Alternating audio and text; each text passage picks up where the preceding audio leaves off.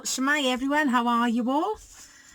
Well, because I've obviously refound my mojo, which must have been hidden and buried quite deeply, I'm back again today with this card. I'm going to make a variation on this card.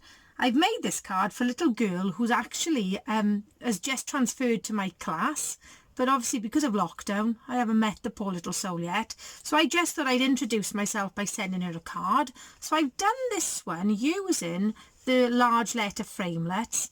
I usually do an eclipse kind of card with this, but because I wanted to set the letters off around my rainbow, and sometimes they just go over the edge, I thought instead I would make the letters and put them on top of my background piece. So I'm using one of my absolute favourite sets. I was so sad to see it go. I love this one, Magical Day, and the Magical Mates framelits. But if you haven't got this set, anything really, the new set is lovely, with a cow jumping over the moon. You could have that, or any little animal, or any birds or stars.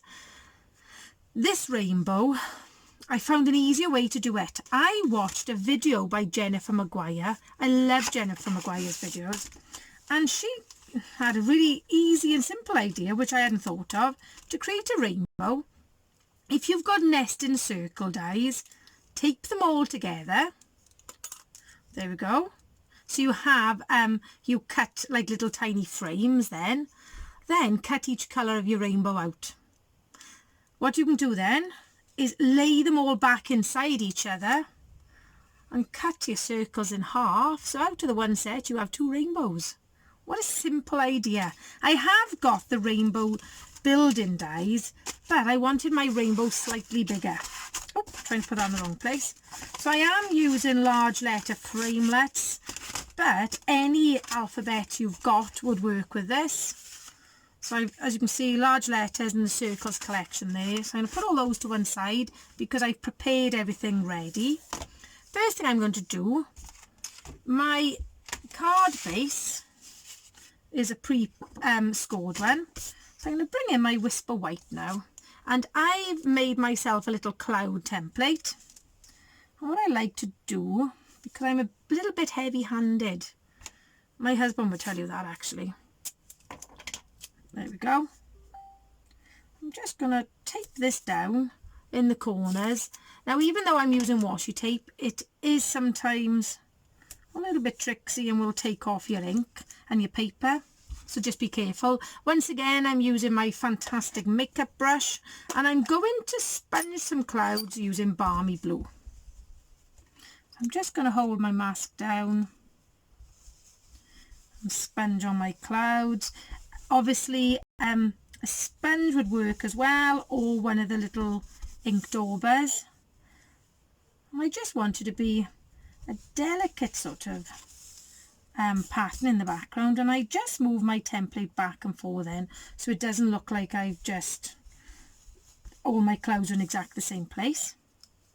And it's quite nice when they cross as well, because it gives you a slightly different effect. So as you can see, I'm not using any special techniques, but it does add a little bit of something to your card. I'm just gonna, I keep making sure now that I don't line them up exactly. Sometimes it's really hard to do something randomly.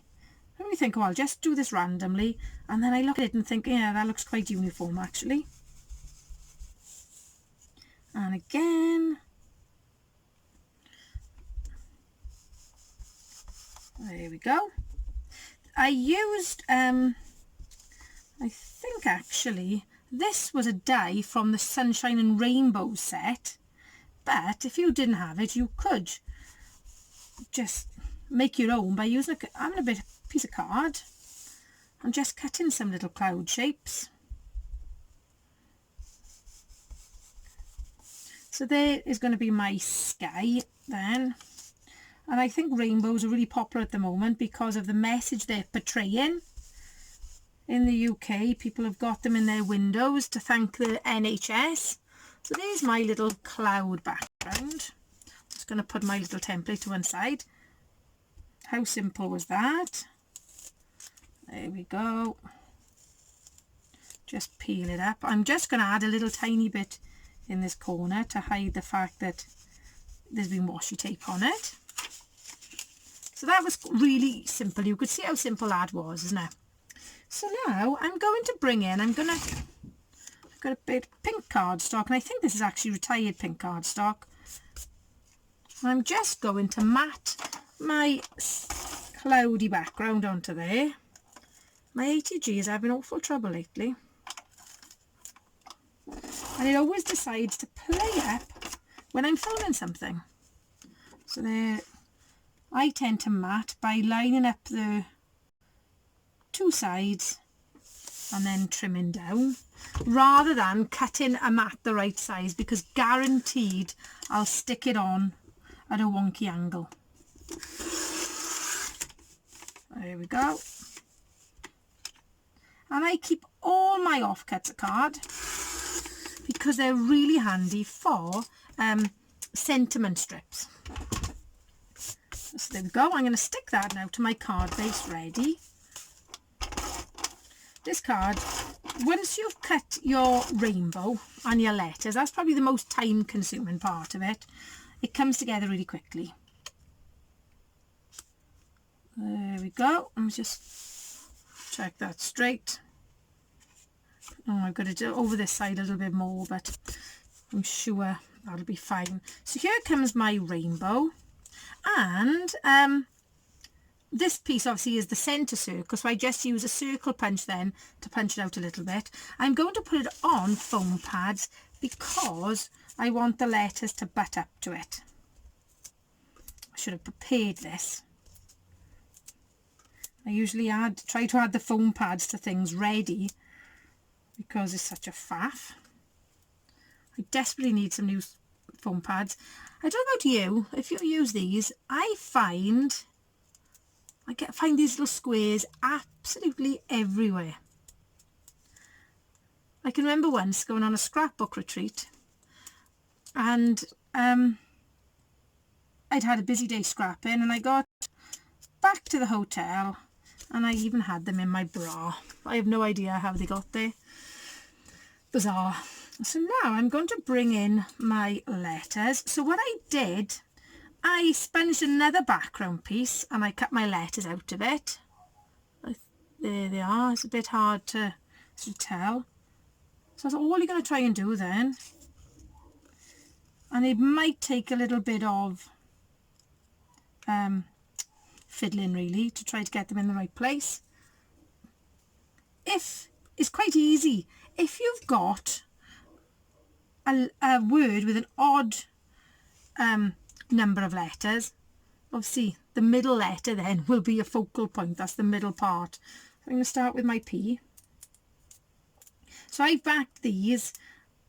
I've cut them out twice, once out of my inked background, once out of just a bit of balmy blue offcut. And I've layered them all up on foam pads just to get that dimension. This isn't the sort of card you want to send in the post really, because it will cost you money to post. Saying that, the one I've made is going in the post. So whatever you do, make sure you've got a large stamp on it, because otherwise your recipient will be paying for the extra postage. There we go. The weather is incredibly windy out there today.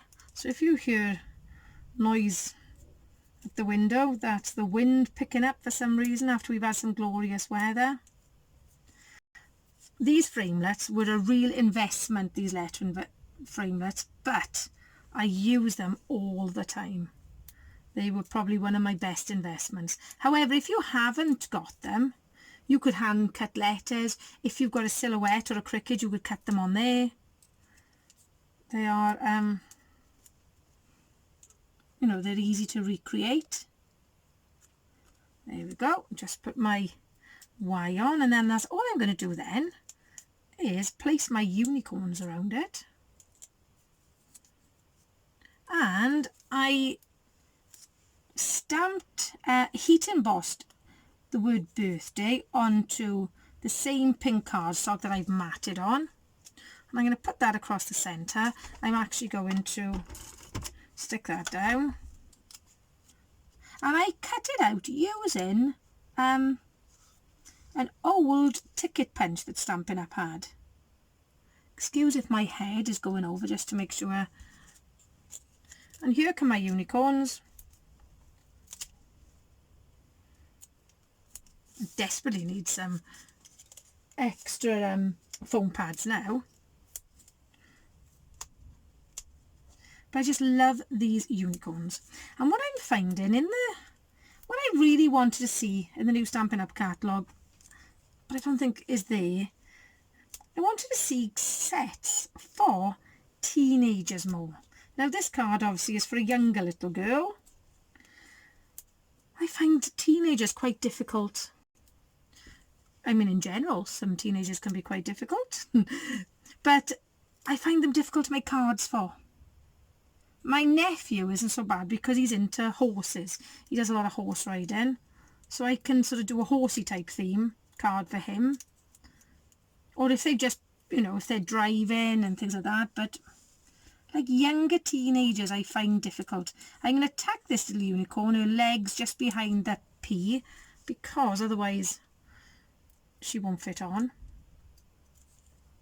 And that's all that's left for me to do, is to add some rhinestones.